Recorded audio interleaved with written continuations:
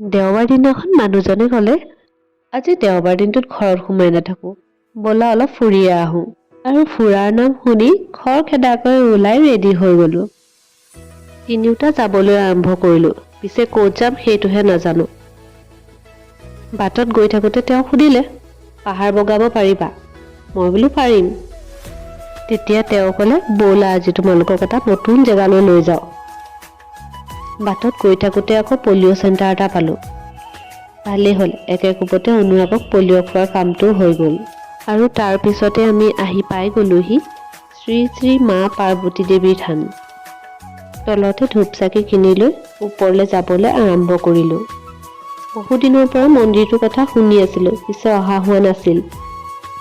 এই মন্দিৰটো দক্ষিণ কামৰূপৰ বকৰ পাৰ্বতী পাহাৰত অৱস্থিত।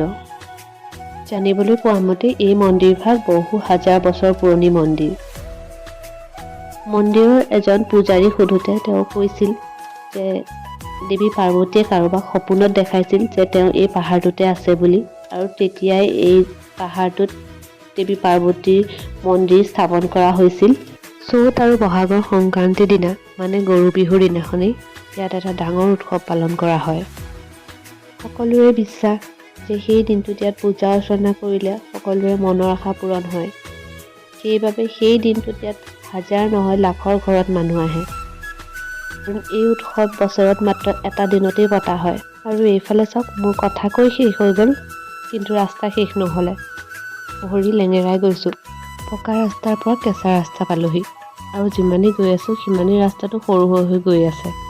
উখুৰা মুখুৰা ৰাস্তা, ভৰিটো যেন নচলিবই। আৰু দূৰৰ পৰাই মন্দিৰটো দেখা পাই মুখত হাঁহি ওলাই গৈছে। ফাইনেলি মন্দিৰটো আহি পাই গ'লোহি। আৰু মন্দিৰটো পোৱাৰ আগতে ইয়াক কাৰ্তিকৰ মন্দিৰ। আৰু দুটামান চিৰি উঠাৰ পিছতে মন্দিৰ পাই যামগে।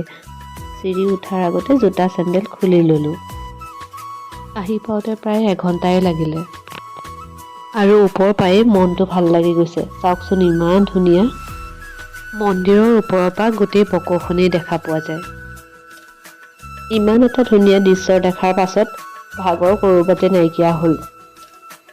ইয়াত ৰাতিপুৱা সূৰ্য উদয় হোৱা দৃশ্যটো বৰ ধুনীয়া হয় বোলে। আৰু সেইবাবে সেই দৃশ্যটো চাবলৈ ৰাতি ৩টা-৪টা বজাৰ পৰা মানুহে ইয়াত ৰৈ থাকে। আমিও আহিম বুলি ভাবি আছিলোঁ, পিছে অনুৰাগক লৈ অলপমান আহিবলৈ অসুবিধা হয়, সেইবাবে অহা নহ'ল আৰু। মন্দিৰটোৰ কাষতে এয়া গণেশৰ মন্দিৰ। তাত ৰৈ থাকি ইমান ভাল লাগিছিলে, আহিবলৈ মনেই যোৱা নাছিলে। পিছে আহিবতো লাগিবই, কাৰণ তললৈ নামি যাওঁতেও আকৌ বহুত সময় লাগিব। ওপৰলৈ উঠি আহোঁতে যেনে তেনে চুঁচৰি বাগৰি উঠি আহিছিলোঁ। পিছে এতিয়া নামি যাবলৈহে চিন্তা হ'ল। তাতে আকৌ হিল পিন্ধি আছোঁ। ক'ৰবাত গৈ পৰাতকৈ হিলযোৰ হাততে লৈ ল'লোঁ। কিন্তু এটা কথা আচৰিত লাগিলে, আমাৰ অনুৰাগে যে ক'ত ইমান শক্তি পালে নাজানো। ইমান ওখ পাহাৰটো নিজেই বগাই গ'ল আৰু নিজেই নামি আহিলে। যাওঁতে অৱশ্যে দেউতাকে অলপমান কোচত লৈছিল। আহোঁতে গোটেই পাহাৰটো নিজেই খোজকাঢ়ি আহিলে। উখুৰা মুখুৰা ৰাস্তাটোত জাপকেইটা মাৰিবলৈ এৰা নাই। আৰু তাৰ ৰিজাল্ট এয়া। আৰু আজিৰ ভিডিঅ'টো চাই আপোনালোকৰ কেনেকুৱা লাগিলে কমেণ্ট কৰি জনাবলৈ কিন্তু নাপাহৰিব। আৰু যদিহে ভাল লাগিলে তেনেহ'লে এটা লাইক কৰি দিব আৰু মোৰ চেনেলটো ছাবস্ক্ৰাইব কৰি দিব। লগতে ফেচবুকৰ পেজটো ফ'ল' কৰি দিব। Thank U.